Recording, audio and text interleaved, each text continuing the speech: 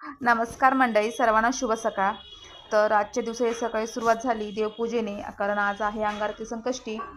तर देवाला हार वगैरे घालून पुसून घेतले. त्याच्यानंतर मग देवांश आज छान झोपलाय आणि मी निघाली ऑफिसला.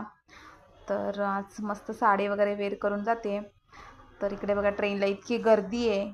एक तर ट्रेन टायमिंगला नाही आणि ज्या आहेत त्यासुद्धा लेट असतात, त्याच्यामुळे डेली ऑफिसला जायला लेट होते. तर बघा चढायला सुद्धा मिळत नाही आहे, कारण डोर पूर्ण पॅक होऊन जातात. तर मग कशी वशी आली स्टेशनला. तर मग इथे ऑटोला पण थोडी लाईन होती. तर फायनली मी ऑफिसला पोचली. त्यानंतर मग पंचिंग वगैरे केलं. संध्याकाळी पुन्हा रिटर्न निघाली. तर आज अंगारकी संकष्टी आहे, तर म्हटलं आज उकडीचे मोदक बनवूया. सॉरी, तळणीचे मोदक बनवले आज मी. तर मग डाळ आणि भाताचा कुकर मी लावून घेतला होता.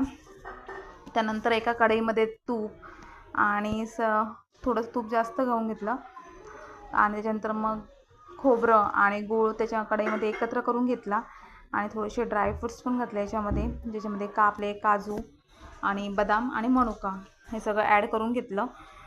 त्याच्यानंतर मग चून जर चांगल्या प्रकारे झालं तर मोदकसुद्धा फुटत नाहीत. तर इकडे देवांश आणि देवांच्या मित्राची छान मस्ती चालली आहे.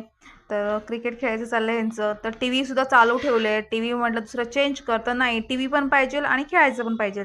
तर मग इकडे डाळीला फोडणी करून घेतली आणि मस्त खोबरं वगैरे घालून घेतलं. खोबऱ्याने चव अजूनच वाढते. तर आमच्या मालवणात खोबरं वगैरे घालतात डाळीमध्ये, छान लागतं आहे. आणि इकडे तळणीची मोदक करून घेतली आणि पुऱ्या करून घेतल्या.